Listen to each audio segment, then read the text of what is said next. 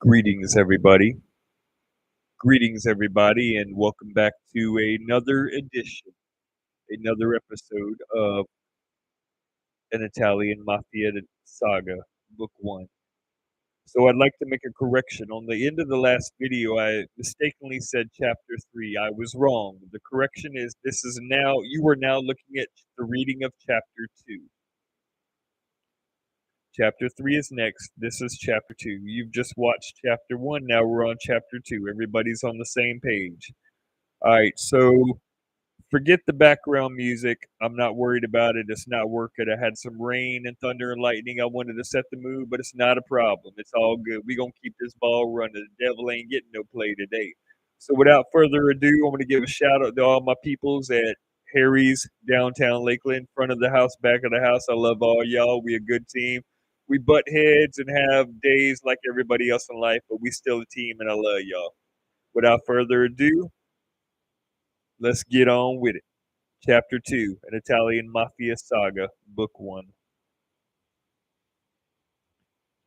Chapter 2. Helen Jane Weiser was born in Springfield, Illinois on April 16, 1854. Her father, Hiram Weiser, was a prospector who moved his family to Sacramento, California, where she would attend school. Helen would go on to marry Archibald Stewart and move to Peoche, Nevada, where she gave him 3 sons.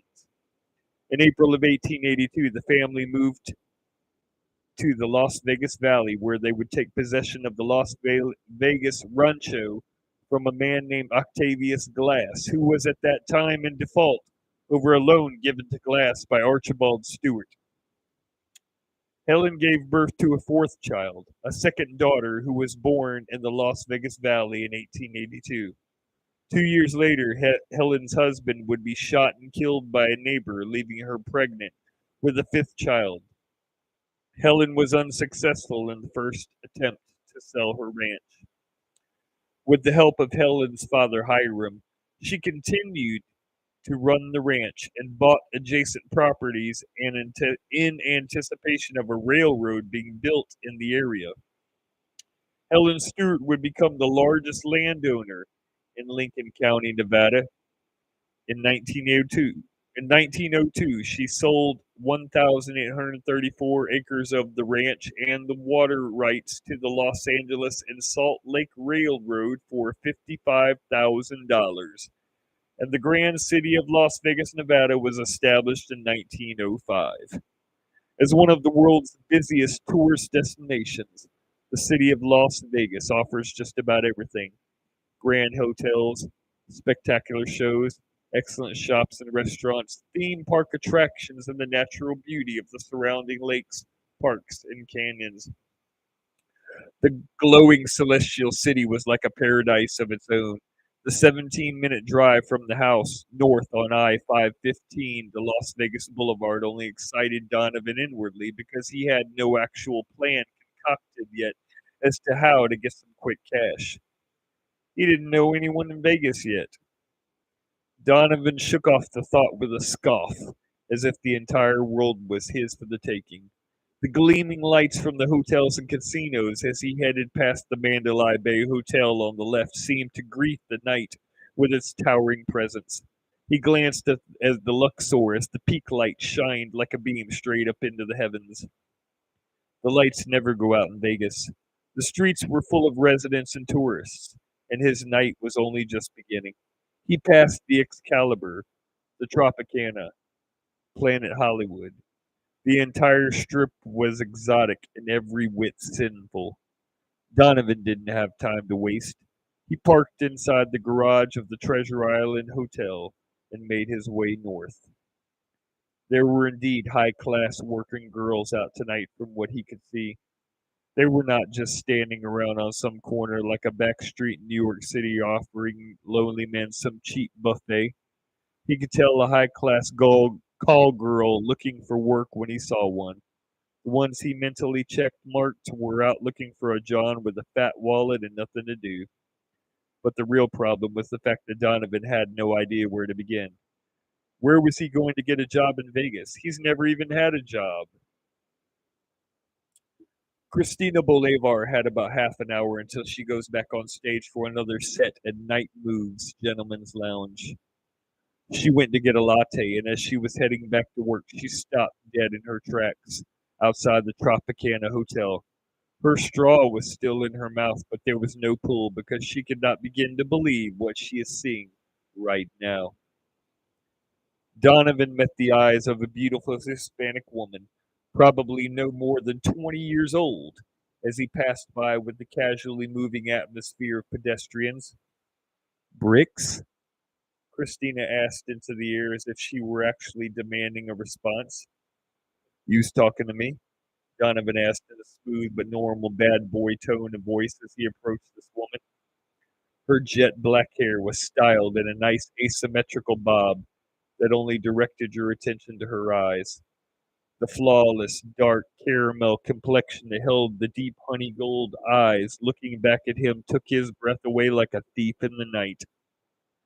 This woman has perfect lips, perfect skin, perfect beauty as she stood there in a very sexy fall violet silk and lace charmeuse camise and matching 6-inch stiletto platform sandals with a strap that wrapped her legs to her calves.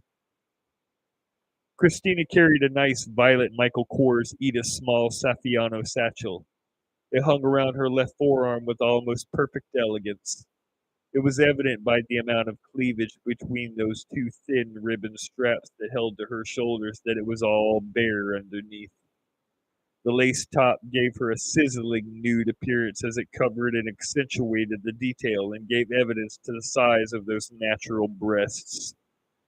The thick toned thighs, all of her was almost more than Donovan could endure. I I thought you were someone else, Christina said, taking a sip of her hazelnut Bianco latte. I'm sorry, but my name's Donovan. But my name's Donovan Lovato. Who are you? Oh, Dios mío. Christina whispered in Spanish under her breath in poorly hidden disbelief. She quickly shook off the thought so as not to draw attention to herself more than what she's done. I'm Christina. Christina Bolivar. Christina knew there was a package underneath that silk shirt by how it seemed to just mold his frame. But this can't be the son of Brix Lovato. He died in the car accident with his parents when he was 6 years old. But here stands a man of considerable stature, and he looks just like Brix. 6'3", gotta be at least 245 pounds. Christina made the best assumption she could about this, but she didn't even know what that assumption really was. So what are you doing down here in Vegas anyway? Christina asked, then slipped her hand around Donovan's right arm and led him toward the club. I'm just trying to find a job and make some fast cash, Donovan replied. I've got a lot I need to take care of. The two of them conversated about life, but neither mentioned anything about themselves to each other all the way back to Night Moves Gentlemen's Lounge. What are we doing over here anyway? Donovan asked, knowing what manner of place this is, and the fact that he isn't near old enough to venture in and turn himself on to the sin that lies inside only elevated his inner suspicion. I work here. Come on. The towering neon teal blue and white on black sign lit up the parking lot. The Trump International Hotel was just a few feet from this exotic club. Donovan couldn't believe he was actually being escorted into this pleasuresome atmosphere by a girl he'd just met. But he knew what sinful invitations waited just beyond the door of this place, and a little bit never hurts. Christina led her new friend through the purple leather padded front door and into the club. The bouncers said nothing to her at all, seeing she is under the possession and authority of the Prime Minister of the Mafia. This knowledge was the very thing that could get people killed, and Denise collected a 27% interest off this club anyway.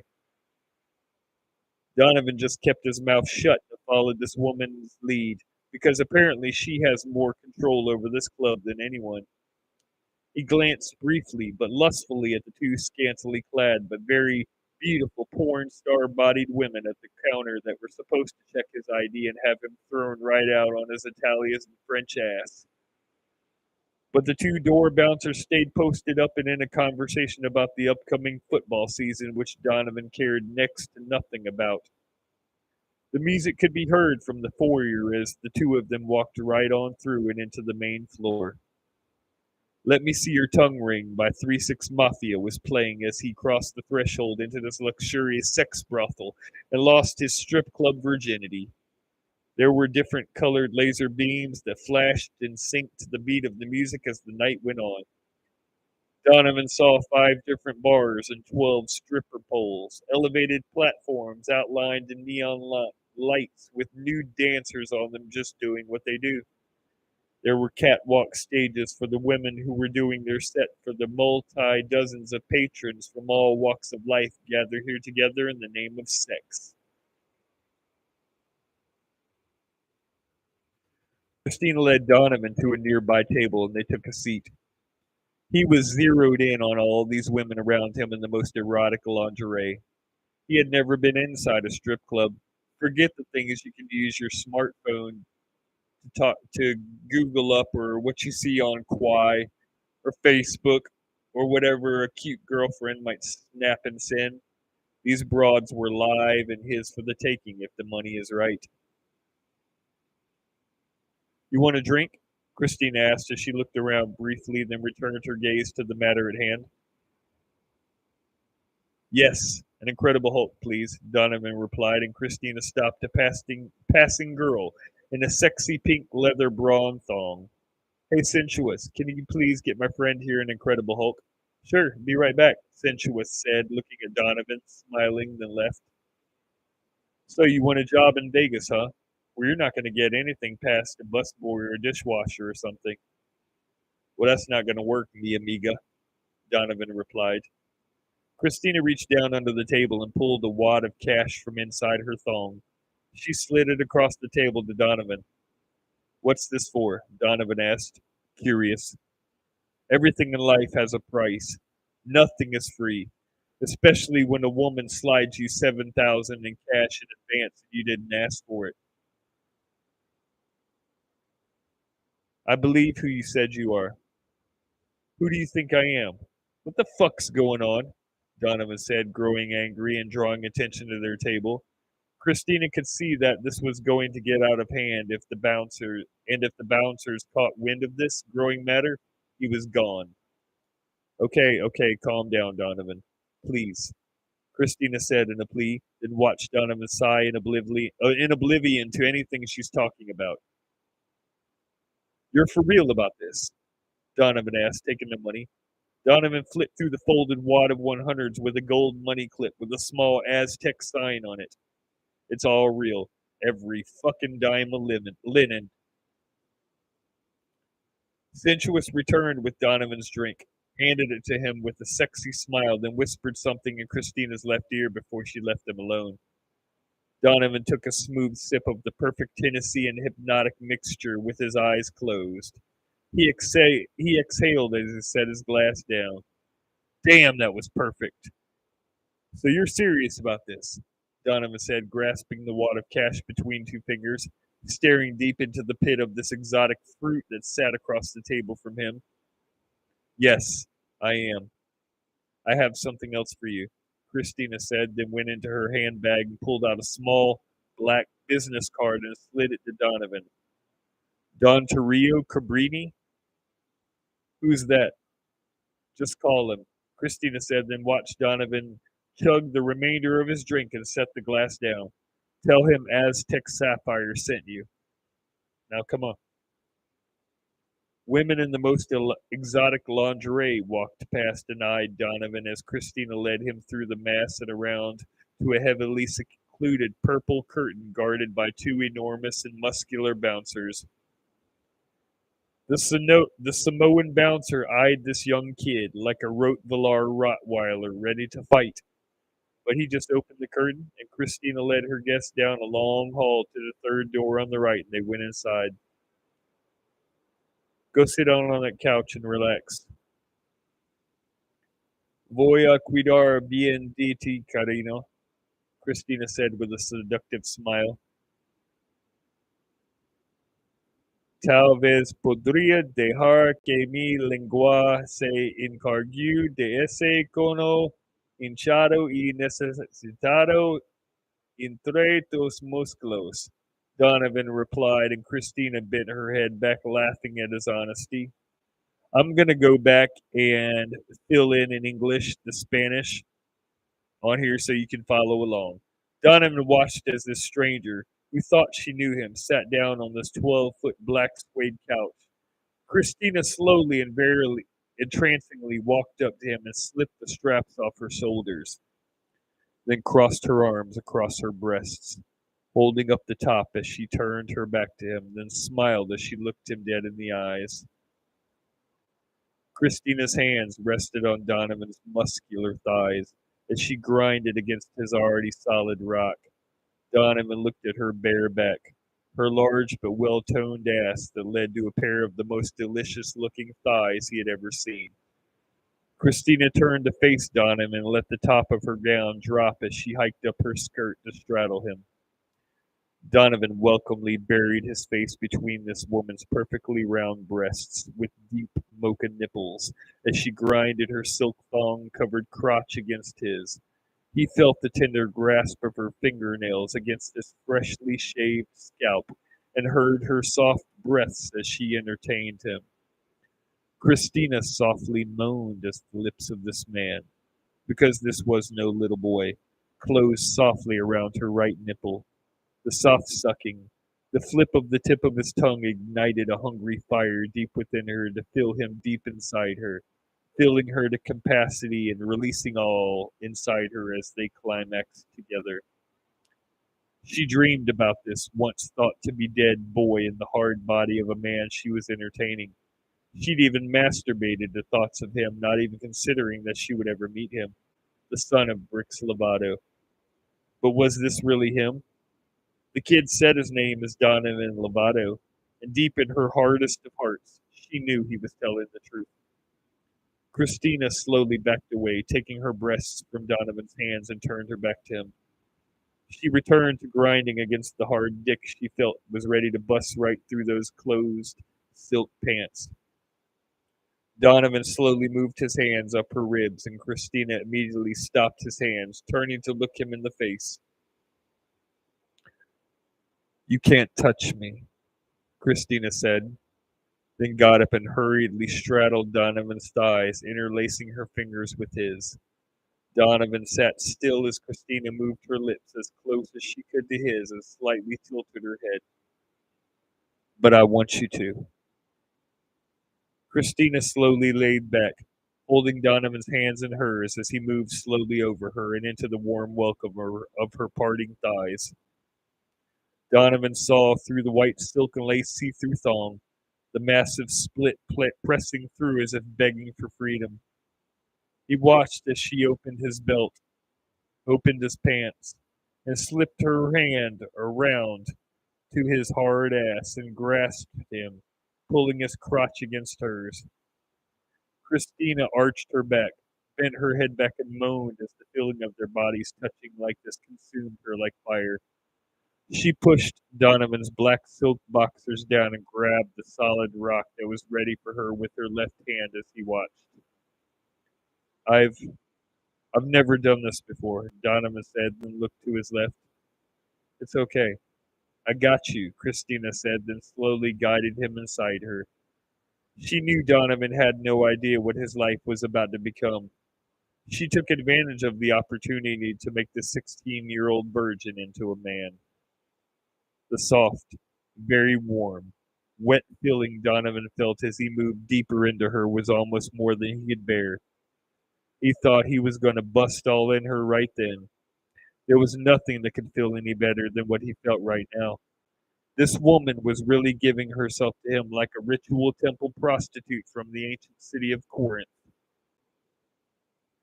When I lift my hips, thrust deep into me, and when I lower them, raise yours. Just relax and let me take care of you. Donovan moved just as she instructed him. She watched his face as they moved in sync together. His eyes were closed. He was enjoying her.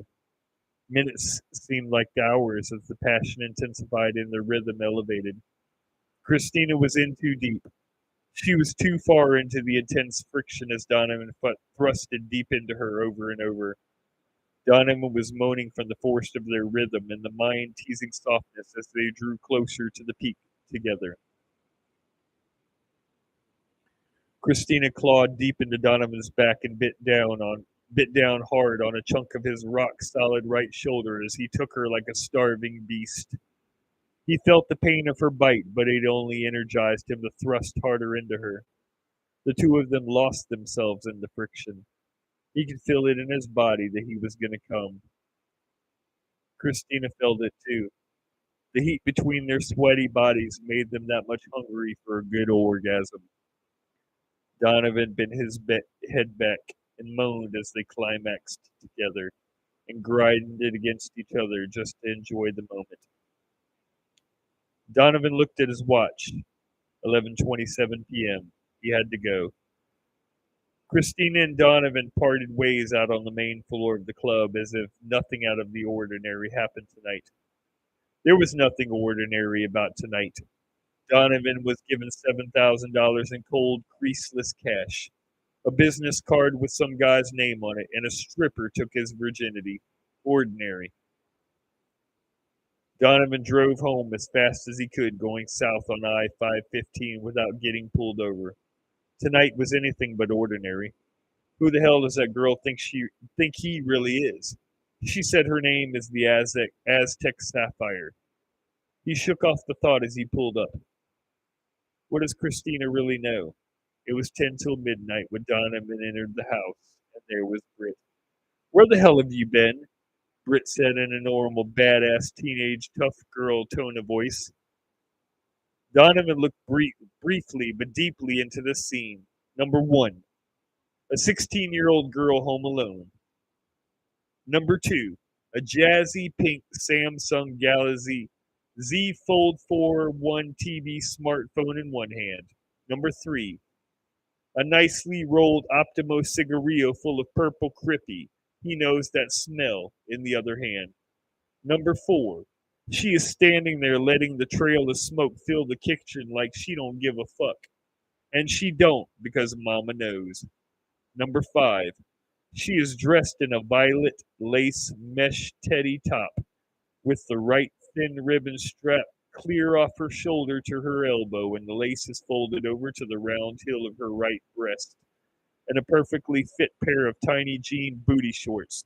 The first button is 5 inches down, and half her ass is hanging out the bottom like she's competing for the role of Daisy in Dukes of Hazzard.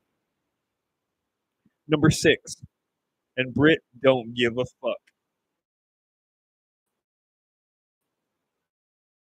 And did you fill up the tank like a really delivered tone, taking Donovan's eyes off her body and telekinetically placing them on hers to let him know she is so not fucking around right now? Are you here alone? Donovan asked, changing his tone from one of humble guilt to one of protection. Excuse me? Britt asked in anger, attempting to stand her ground. Donovan purposely bumped her into the counter as he stormed by, heading upstairs. Britt just lost. Donovan! Britt called in anger, following behind him at least 10 feet back. Donovan, don't! Ricardo was one of the hottest guys she'd seen out at the fashion show mall the other day. She, Carly, and Candace hung out for a couple good hours with Ricardo and his friends. Britt thought he was so cute because he looks just like Enrique Iglesias, 5 o'clock bristles, dimples, and all. There was commotion outside the door, and Ricardo sat up after he heard Britt scream the name Donovan. The door busted open without breaking the frame, and before Ricardo could grab the underwear on the floor, he was watching some big bald kid wrap his arms around his neck as Britt yelled for him to stop. Ricardo couldn't breathe as he was dragged into Britt's bathroom fully nude. This guy ain't no boy. He was too strong for this soccer boy. Donovan pressed the guy up against the bathroom wall as the guy groaned in agony, not knowing if he was going to live or die. Ricardo's face was pressed up against the mirror. He was helpless. So, You think yous can come up in our home and just fuck my sister whenever you want to? Donovan said in a raised, anger-filled tone. I'm not his sister, Ricardo. Donovan, stop, Britt said in fear, even though Donovan was doing what guys like him were bred to do, protect and die. Answer me. You think yous can just come up here and fuck my sister? Donovan said, and then cocked his face toward Britt. Who the fuck is this guy, Britt? Why the fuck is he here? He's just a guy I met at the mall the other day with Carly and Candace, I promise. Please stop, Britt replied in fear. Donovan turned his face back to Ricardo. I'm not really her brother, but who gives a fuck? Grab your piccolo caso, which means little dick in Italian, Donovan said, meaning business. What? Ricardo asked, now silently horrified, breathing loudly. Come on, you know what the fuck I said. Grab your dick. Britt was pale-faced and horrified as she watched this guy she just met grab his dick just like Donovan told him to with no resistance. Stretch it out on the sink top, Donovan said in a raised anger tone. What? No, you're wacko. Britt, who the fuck is this guy? Ricardo yelled. You shut the fuck up and don't say one fucking word, Britt. You think you can yell at her like that? You come in here and violate her with your weak ass soccer boy game, and then you got some brass balls to yell at her like that? Britt was seriously afraid for Ricardo as she watched the entire scene unfold right here in her bathroom. Then she watched as Donovan reached down with his right hand, went underneath his shirt, and then out came a solid chrome and wire wrapped handled 13.5-inch Gil Hibben Highlander Bowie knife. She covered her mouth with both hands as she watched, beyond horrified, now in tears. Oh my God, Britt said as she watched in horror. Pull your dick out on the sink now, Donovan said, and Ricardo obeyed. Britt watched as Donovan lowered the 8.75-inch blade onto the middle of Ricardo's dick about halfway down the shaft. Ricardo felt the press of the blade to his skin right up to the threshold of the sting before the meat is cut. That blade is so sharp. Listen to me. I'm going to let you keep half of it, Donovan said with a growing grin. No, come on, bro. Don't cut my dick off. Come on, Ricardo yelled as Britt watched. Shut up. Now I'm being really generous. I said I'm going to let you keep half. Go to your local hospital. They'll staple yous on another one. But if I ever catch yous around here again, I'm going to cut the whole fucking thing off. Got that? Yes. Message received. Loud and clear, Ricardo said in fear. Donovan looked back at Britt and smiled. She dropped her hands from her face with her mouth hung wide open. Never has she questioned whether something was from a sick sense of humor or real. Donovan looked at Ricardo, then back at Britt and shook his head. Britt, let me ask you something. You actually picked the stronzo, which means asshole in Italian. Donovan asked, waiting for a response.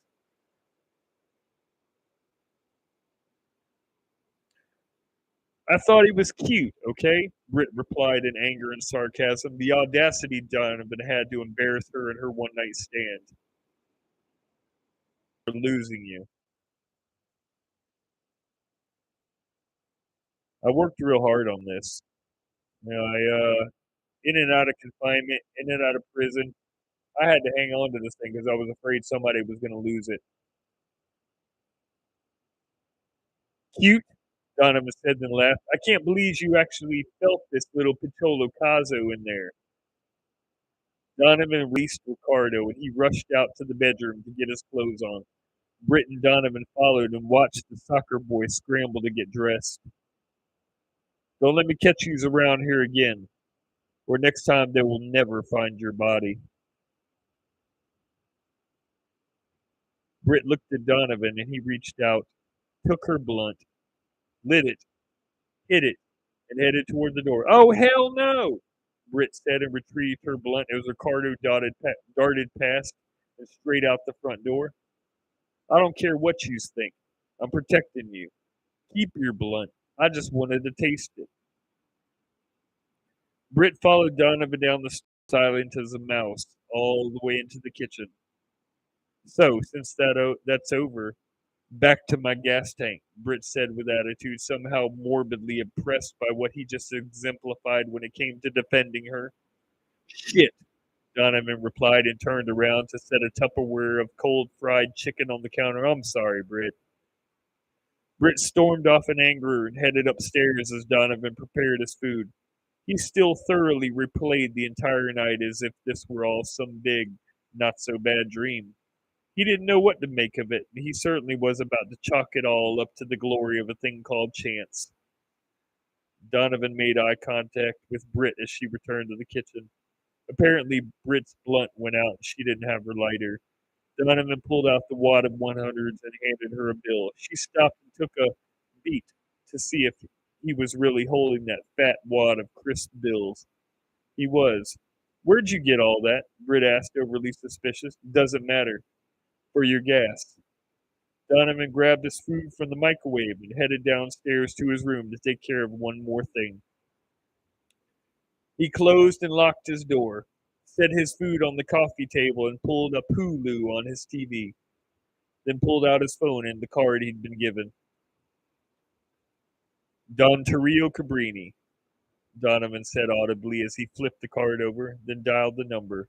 Someone answered on the third ring.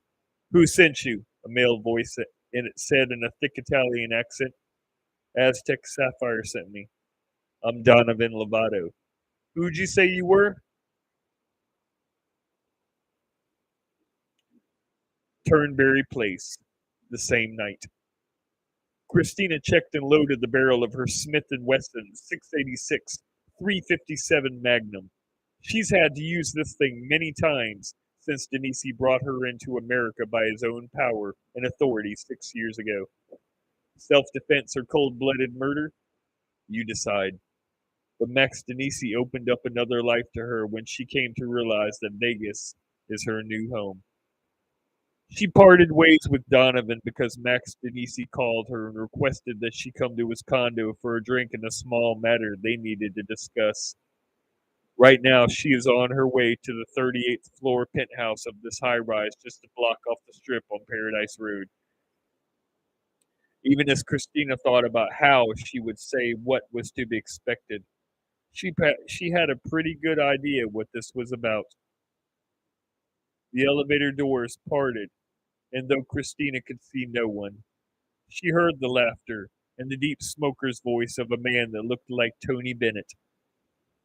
She heard other voices. Denise's men were here. She stepped out into this palace, clothed in fine beige and white marble. The place was beautiful. 2,300 square feet, a wet bar, massive outside decks with a tiled pool and a raised spa, two fireplaces. The windows gave a stunning view of North and East Vegas from 38 floors up. As she followed the voice that still sent chill bumps up her spine, she was appalled at how someone could be so carefree about his life as if he were the reigning Caesar in a Roman empire of his own founding. And there he was, the prime minister of the Mafia, puffing on a Cuban cigar while the water in the outside spa steamed and bubbled. He saw Christina and ended the call. There were several other well-dressed men in the living room. They saw Christina and rose from their seats to slowly follow her. Christina saw men appear from every direction, 5 of them, now following her slowly, ready to kill her at any moment if she dared to roll the dice and the wrong numbers turned face up. Como stai, Christina? Denise asked as he got up out of the spa, then waved the men away. Fix yourself a drink. Christina watched them eyeing her as they retreated. Then she went and fixed herself a good glass of Patron and turned around to find Max gazing out the east windows of his condo at the strip. She took a good swallow because she was going to need it to get through this. The worst part of this, Christina didn't know what this would be. No one ever knew with Denise. Aren't I good to use? Denise asked calmly, then turned around. Aren't I good to use, Christina? No one has ever been there for me like you, Denise. You. Denise said, raising a hand. What'd you do tonight? Christina knew he meant business. The 67-year-old man has eyes everywhere. There was no doubt in her mind that he already knew everywhere she'd been and what she'd done. But now she was scared because what if he saw her with Donovan? She didn't know what to think. She finished her glass in 2 gulps and felt it instantly.